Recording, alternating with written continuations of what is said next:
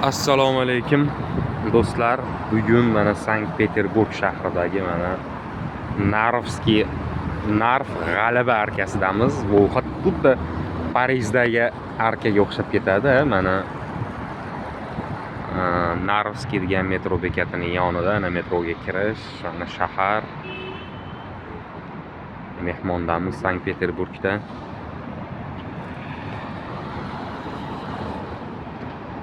Polki imperatorskiy, endi bu o'sha eski slavyan tilida yozilgan.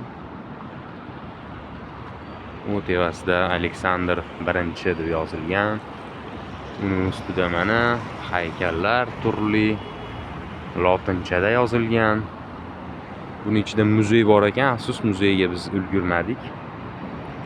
Muzey 5 gacha ishlar ekan.